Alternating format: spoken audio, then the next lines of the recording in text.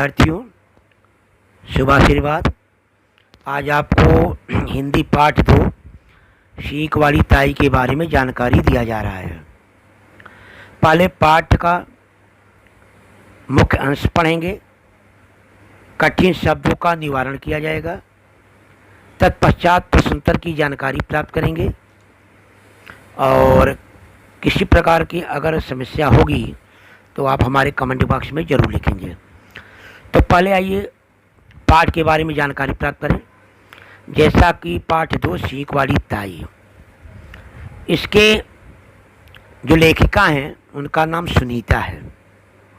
इस पाठ में लेखिका ने कठोरता से छुपी कोमलता, बच्चों के प्रति निर्मल वात्सल्यता, सहानुभूति की चाहत, अवगुणों का गुणों में परिवर्तन आदि स्थितियों को बड़े सुंदर ढंग से दर्शाया गया है। तो आइए पाठ के बारे में थोड़ा जानकारी करें।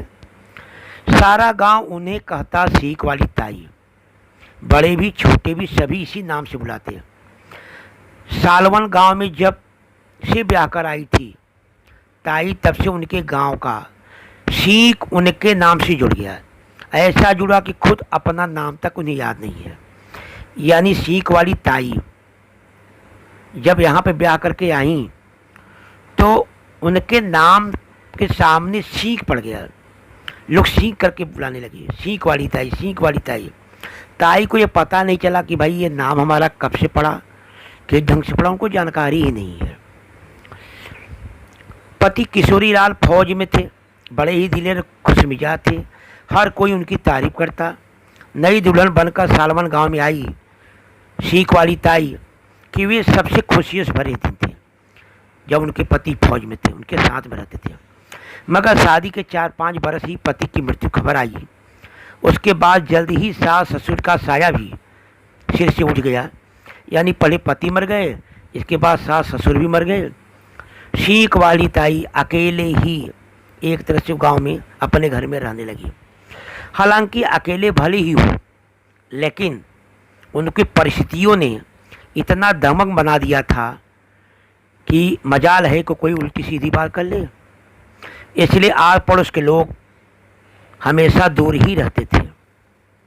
यूँ भी देखने में खूब लंबी चौड़ी, खूब ऊंची कद काठी वाली थी सीख वाली ताई। सांवला रंग पक्का, चेहरे पर ऐसा मर्दानापन कि कोई दूर से ही डर के भाग जाए। बॉडी ऐसी सख्त कि कड़वी जिसे 2-4 खरी खरी सुना दे। तो वो सीख वाली ताई की विशेषता है।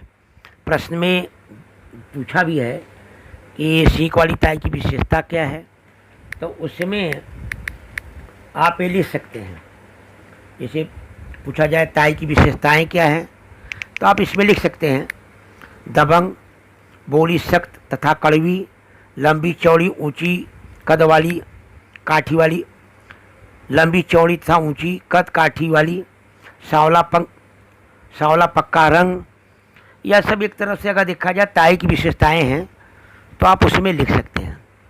सबसे ज़्यादा तो डरते थे गांव के बच्चे, जरा ही बात पर घुड़क देती है। कभी कभी तो सामने वाले मैदान में जब बच्चे ज़्यादा शोर मचाते थे, खेलते कूदते थे, शोर मचाते थे, तो ताई वाली लाठी लेकर चल देती थी। बच्चे दूर ही भागते नजर आते थे। कुछ तो उनकी शक्ल देखते ही उड़न छू जाते थे, तुरंत भाग जाते थे कि ताई आ रही है। डर तो शुरू में नीना को भी लगता था। नानी के कहने पर कभी कभी सीख वाली ताई से लस्सी लेने चली जाती थी। यानी नीना एक लड़की है जो नानी के घर पे आई है, लेकिन कभी कभी नानी कहती थी जाओ बेटा लस्सी लेके आओ, सीख वाली ताई के यहाँ से लस्सी लेके आओ, तो चली जाती थी। सीख वाली ताई कभी तो उसे बेबाद घुड़क देती थी, कभी प्यार से बैठा कर बातें करती थी। आ बैठ, तनी मक्खन निकाल, अभी लस्सी देती हूँ। नींदा डरते डरते बढ़ जाती थी। सीख वाली ताई को मक्खन निकालते देखती रहती। बीच बीच में अपने स्कूल या नानी की कोई बात ताई को सुना देती थी, तो ताई भी धीरे धीरे खुश होने लगती थी। सीख वाली ताई नीना से कभी नाराज नहीं होती थी। कभी कभार रूखा भले ही बोल दे, पर डांटा कभी नहीं। सच तो यह है कि नीना उन्हें अच्छे लगने लगती थी। शायद इसलिए नीना की भोली बातें सीख वाली ताई को कठोर दिल को पिघलाकर मुलायम मक्खन सा बना देती थी। नीना उनसे कहती थी, ताई कहानी सुनाओ ना, तो सीख वाली ताई चाहे अनचाहने में, चाहे वो अच्छा लगे या ना लगे, लेकिन वो कोई न कोई कहानी सुना देती थी और खुद को हंसते हंसते दोहरी हो जाती थी। उनकी कहानियाँ ऐसी थी, ऐसी मज़ेदार, पिद्दी पिद्दी की कहानियाँ उनकी सबसे प्रिय कहानी होती थी। सीख वाली ताई को आँख में थोड़ा कम सूझने लगा था, उनको ज़्यादा दिखाई नहीं देता था।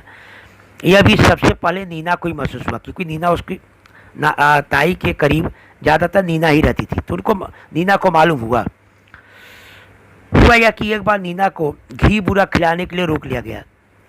ताई ने घी बूरा बना रही थी, तभी नीना को शक हुआ ताई घी में कहीं भूरे की जगह नमक तो नहीं डालने जा रही हैं। देखा तो टोका, क्या करी हो ताई, यह भूरा नहीं, यह नमक है। ताई को शर्मिंदा गया। नीना अपनी हिंदी की किताब में कभी उनको हंसाने वाले चतुर पीटर की कहानी, कभी मुंशी प्रेमचंद की दो बैलों कहानी सुनाकर सीख वाली ताई को कभी कभी ताई चुप रह सकती थी, एकाग्र उठती थी। सच्ची कहा भाई, एकदम सच्ची कहा। एक बार फिर किसान और पिद्दी चिड़िया की किस्सा छेड़ देती थी, लोटन कबूतर का। नीना और सीख वाली ताई का प्यार गांव के शरारती बच्चों को चुप रहा था। बदला लेने के लिए सीख वाली ताई को गांव के बच्चों ने तंग करना शुरू किया।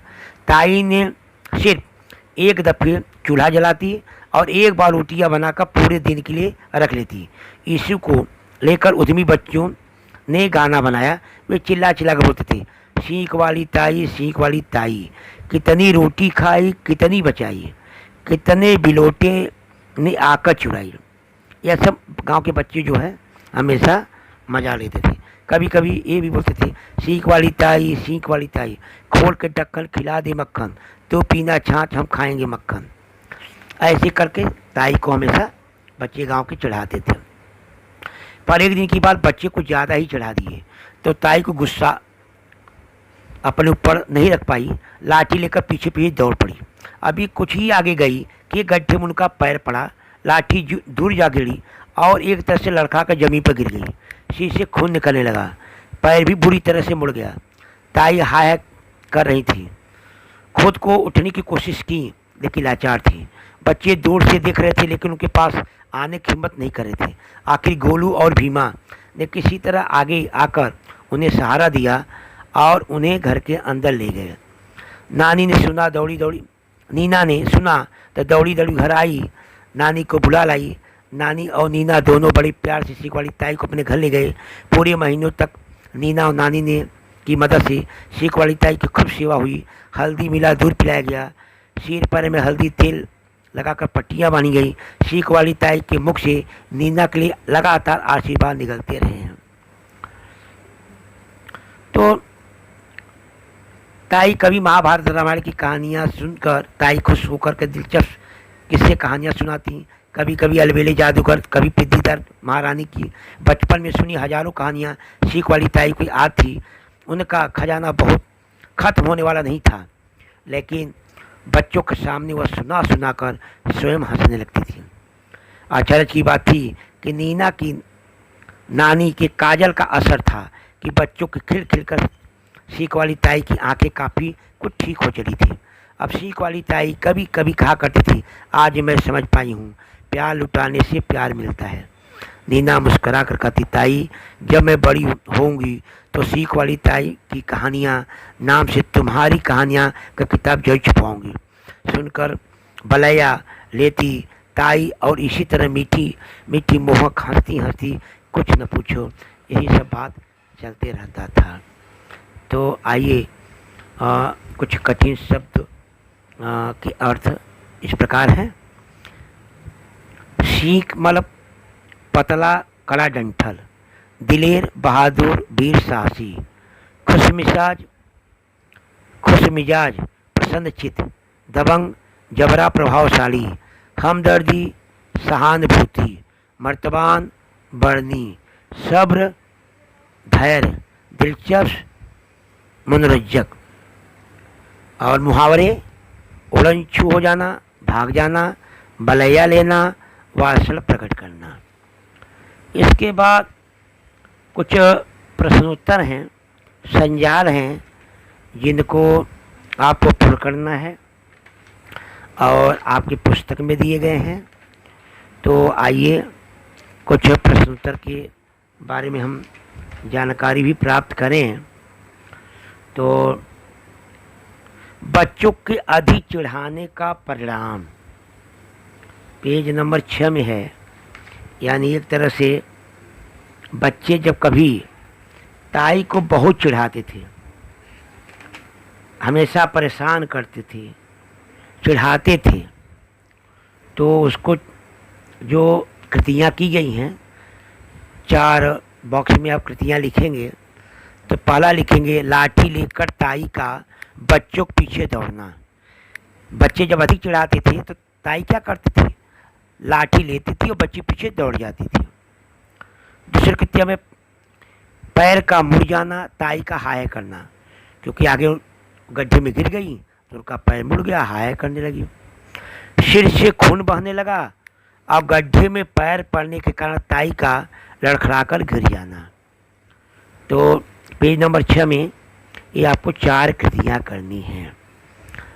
इसके बाद अगला है बच्चे दूर से ही देख रहे थे, इस वाक्य से बोध होने वाला बोध।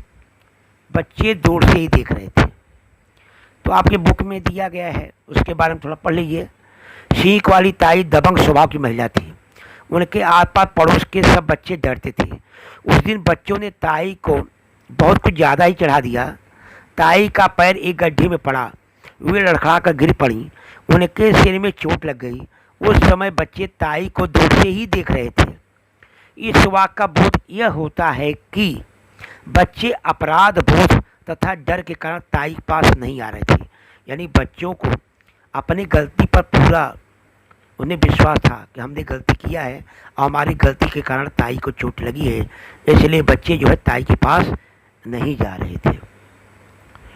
अगला है परिच्छेद में आए शब्द युग। शब्द युग मतलब होता है जो 2 शब्दों के बीच में एक डैश हो, जैसे पीछे पीछे, 2-1, हाय हाय, तो ये शब्द युग में है। अगला दिया है गुस्से पर काबू रखना। इस पर अपने विचार लिखिए। गुस्से, देखिए गुस्सा आना प्रत्येक व्यक्ति का एक मनोभाव है। गुस्सा व्यक्ति का विवेक लेकिन नष्ट कर देता है। विवेक नष्ट होने से उचित अनुचित पर विचार करने की क्षमता नष्ट हो जाती है। बच्चों को चिढ़ाने से ताई का क्रोध बढ़ गया और ताई यह भूल गई कि जिस जगह मैं जा रही हूँ वह नीचे देखना भी भूल गई। यह भी भूल गए कि हम 70 साल के वृद्धा हैं। हम बच्चों के पीछे दौड़ूंगी, ज़्यादा दौड़ नहीं पाऊंगी, लेकिन क्रोध के कारण उनको कुछ दिखाई नहीं दिया। आगे चलकर वो गड्ढे में गिर गई, चोटने लगा। इसलिए कहा गया है कि गुस्से पर काबू रखना चाहिए। पेज नंबर 7 में संजाल दिया गया है, उसमें दिया है ताई की विशेषताएं। तो ताई की 4 विशेषताएं लिखनी है। पहला लिखना है दबंग। ताई दबंग थी, लंबी चौड़ी तथा ऊंची कद काठ वाली थी, सांवला पक्का रंग था, बोली सख्त और कड़वी थी। यह ताई की विशेषताएं थी। इसके बाद अगला दिया है ख में कहानी में प्रयुक्त पात्रों की सूची बताइए। कौन कौन से लोग हैं कहानी में, तो उसमें आप बता सकते हैं नीना है, नानी है, सीख वाली ताई है, गोलू है, भीमा है। प्रयुक्त पात्र, पात्र माने उसमें कितने का नाम आया है, तो नानी, नीना, सीख वाली ताई, गोलू और भीमा, यह आप लिख सकते हैं। इसके बाद आप ये भी लिख सकते हैं आगे जो लिखा है ताई का वात्सल प्रकट। ताई का वात्सल प्रकट क्या है? जब ताई खुश हो जाती है तब बच्चों को मक्खन खिलाती है, बच्चों को कहानियाँ सुनाती है, बच्चों को भले डांटे लेकिन बच्चों पर जब खुश हो जाती थी तो सारा गुस्सा उनका शांत हो जाता था और वह बच्चों को पूछ पूछ कर ही जो कुछ होता था वह खिलाती थी। अगला है बच्चों से प्रेम करने वाले महापुरुष जीवन के प्रसंग बताइए। बच्चों से प्रेम करने वाले, आप जानते हैं बच्चों कि हमारे देश के प्रथम प्रधानमंत्री का नाम था पंडित जवाहरलाल नेहरू। वो बच्चों से बहुत प्रेम करते थे। एक बार वह जापान गए तो जापानी बच्चों ने उन्हें चाचा चाचा कर अंकल अंकल करके पुकारते थे, और वो सभी बच्चों ने उनसे एक बार कहा था कि हमको एक हाथी लाइए। और जवाहरलाल नेहरू जब यहाँ इंडिया में आए तो जापानी बच्चों के लिए उन्होंने यहाँ से हाथी भिजवा दिया। तो कहने का मतलब है कि पंडित जवाहरलाल नेहरू जो है वह बच्चों के प्रति एक तरह से देखा जाए तो बहुत ज़्यादा वो प्रेम रखते थे। अब्दुल कलाम भी बच्चों के अंदर बहुत ज़्यादा देखा जाए तो प्रेम करते हैं। तो ये तमाम प्रकार के हैं। दूसरी कहानियाँ और है पंडित जवाहरलाल नेहरू से संबंधित कि पंडित जवाहरलाल नेहरू हमारे देश के प्रथम प्रधानमंत्री ही जैसे बताया गया है। तो दिल्ली में जिस रास्ते में नेहरू संसद भवन जाते थे उस रास्ते में जामुन का पेड़ था। जामुन जब पक जाता था तो बच्चे पत्थर मार मार कर जामुन गिराते थे, खाते थे, शोर मचाते थे। बच्चों को इस प्रकार जामुन खाते देखकर नेहरू बहुत खुश होते थे। एक दिन नेहरू ने देखा कि बच्चे जामुन के नीचे नहीं हैं। उन्होंने रखवाले से पूछा तो उनको पता चला कि बच्चे वहाँ आने से मना कर दिया गया है। नेहरू जी ने तुरंत रखवाले से कहा कि ये रोक हटाना चाहिए, और दूसरे दिन देखे कि दूसरे दिन वह बगीचा बच्चों से फिर शोरगुल से गुलजार उठा। अगला है प्यार लुटाने से ही प्यार मिलता है। तो जैसे ताई पापड़ के बच्चों में चूहे बिल्ली का जैसा खेल होता है। कभी बच्चे ताई को चिढ़ाते थे, ताई को गुस्सा आता था, ताई कभी कभी बच्चों के पीछे लाठी लेकर दौड़ने जाती थी, गड्ढे में गिर जाती थी, बच्चे डर के मारे भाग जाते थे और वो ताई के नज़दीक नहीं आते थे। बाद में बच्चे भी नीना उनकी नानी के साथ ताई की सेवा करने लगे। बच्चों के प्रति ताई का क्रोध धीरे धीरे बर्फ की तरह पिघलने लगा। बच्चे उनके पास बैठकर अपनी पुस्तक की कहानियाँ सुनाने लगे। ताई बच्चों से अलबेले जादूगर विद्युपुर की महारानी की कहानी सुनाती। किस्से कहानियाँ को सुनकर बच्चे भी हंसते, संग संग ताई भी थी। ताई को अब समझ में आ गया कि प्यार लुटाने से प्यार ही मिलता है। आगे कुछ व्याकरण है। व्याकरण में पहला है जैसे शुद्ध लेखन। जैसे अशुद्ध वाक्य है अनेक व्यक्तियों ने प्रदर्शनी देखी, तो आपको लिखना है आगे शुद्ध वाक्य में अनेक व्यक्तियों ने प्रदर्शनी देखा। अनेक व्यक्तियों ने प्रदर्शनी देखा। दूसरा, मैं बात को हंसी से टाल गया, तो आपको लिखना है कि मैं बात हंसी में टाल गया। मैं बात हंसी में टाल गया। अगला है कल मैंने उसका साथ करा था, तो आप लिखना है कल मैं उसके साथ था। कल मैं उसके साथ था। चौथा है गोपाल जानता है कि शायद उसका मित्र बीमार है। आपको शुद्ध वाक्य लिखना है गोपाल शायद जानता है कि उसका मित्र बीमार है। तुम मेरे मित्र हो, मैं आपको खूब जानता हूँ। आपको लिखना है तुम मेरे मित्र हो, मैं तुमको खूब जानता हूँ। आपको जगह पर तुमको खूब जानता हूँ। गत रविवार को वह मुंबई जाएगा, तो आप लिखना है गत रविवार को वह मुंबई गया था। ठीक है। वहाँ कोई लगभग 1 दर्जन सेब रहे होंगे। आप लोग लिखना है कि वहाँ 1 दर्जन सेब रहे होंगे, कोई लगभग नहीं लिखना है, वहाँ 1 दर्जन सेब रहे होंगे। तुमने मेरी पुस्तक क्यों नहीं लौटाई? तुमने मेरी पुस्तक क्यों नहीं लौटा दी है? तो आप लिखना है कि तुमने मेरी पुस्तक क्यों नहीं लौटाई। हिंदी शब्दों को प्रयोग के आधार पर लेखन करना। आपको लिखना है हिंदी प्रयोग के आधार पर। ठीक है। या आपको लिखना है ऐसे लिख दीजिए प्रयोग के आधार पर हिंदी शब्दों का लेखन करना। हिंदी शब्दों को काट दो, आगे लिखिए प्रयोग के आधार पर हिंदी शब्दों का लेखन करना। 10वां है मैं लिखना पढ़ना करने लगा हूँ, तो आप लिख सकते हो कि मैं लिखने पढ़ने लगा हूँ, लिखने पढ़ने लगा हूँ।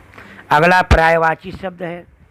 पर्यायवाची शब्द आप लिख सकते हैं अन्य का, भिन्न, इतर, अलग, और। अनुचर, सेवक, चाकर, नौकर, भृत्य। हर्ष का, प्रसन्नता, आनंद, खुशी, परितोष। खेतिहर, किसान, कृषक, अन्नदाता, हलधर। मनुष्य, आदमी, इंसान, मानव, मनुज। रत्नाकर, समुद्र, सागर, जलधि, अम्बुध। अरण्य, वन, कानन, विपिन, अटवी।